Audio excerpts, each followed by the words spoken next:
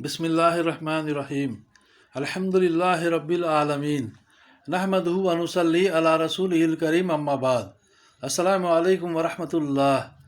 میرے محترم بزرگوں، دوستوں، عزیز ساتھیوں، معزز خواتین، آئیے حکایات صحابہ میں بچوں کے دینی جذبے کے واقعات میں سے نمبر 8 کا مطالعہ کریں انشاءاللہ۔ درود شریف پڑھ لیجئے۔ اللہم صلی علی محمد و علی آل محمد وبارک وسلم۔ واقعہ نمبر 8، حضرت ابو سعید خدری رضی اللہ عنہ کے باپ کا انتقال۔ حضرت ابو سعید خدری رضی اللہ عنہ فرماتے ہیں کہ میں احد کی لڑائی میں پیش کیا گیا، 13 سال کی میری عمر تھی۔ حضور صلی اللہ علیہ وسلم نے قبول نہیں فرمایا۔ میرے والد نے سفارش بھی کی کہ اس کے قوا اچھے ہیں، ہڈیاں بھی موٹی ہیں۔ حضور اقدس صلی اللہ علیہ وسلم نگاہ میری طرف اوپر کو اٹھاتے تھے، پھر نیچے کر لیتے تھے۔ بالآخر کم عمر ہونے کی وجہ سے اجازت نہیں دی۔ میرے والد اس لڑائی میں شریک ہوئے اور شہید ہو گئے۔ کوئی مال وغیرہ کچھ نہ تھا۔ میں حضور اقدس صلی اللہ علیہ وسلم کی خدمت میں سوال کرنے کی غرض سے حاضر ہوا۔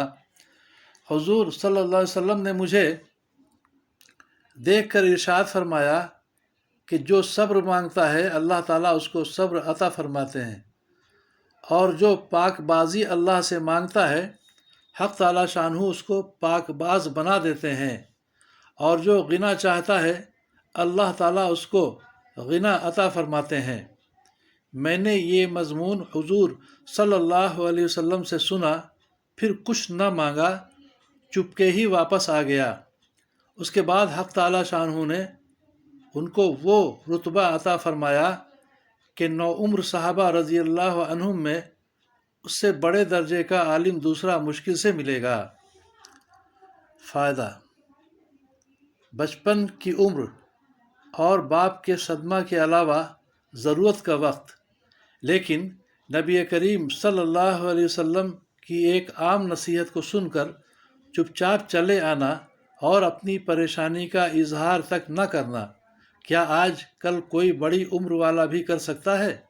سچ یہ ہے کہ اللہ تعالیٰ شانہ نے اپنے رسول صلی اللہ علیہ وسلم کی مصاحبت کے لیے ایسے ہی لوگ چنے تھے جو اس کے اہل تھے۔ اس لیے حضور صلی اللہ علیہ وسلم کا ارشاد ہے جو خاتمہ میں آتا ہے کہ اللہ نے سارے آدمیوں میں سے میرے صحابہ رضی اللہ عنہم کو چنا ہے۔ وآخر دعوانا والحمد للہ رب العالمین۔ اللہ تعالی ہم سبوں کو سمجھ بوجھ کے صحیح دین پر عمل کرنے اور دین پر چلنے کی توفیق عطا فرمائے، ہم سبوں کی پریشانیوں کو دور فرمائے، اپنی مدد شامل حال فرمائے، اور دونوں جہاں کی عافیت ہم سبوں کو مقدر فرمائے۔ آمین یا رب العالمین۔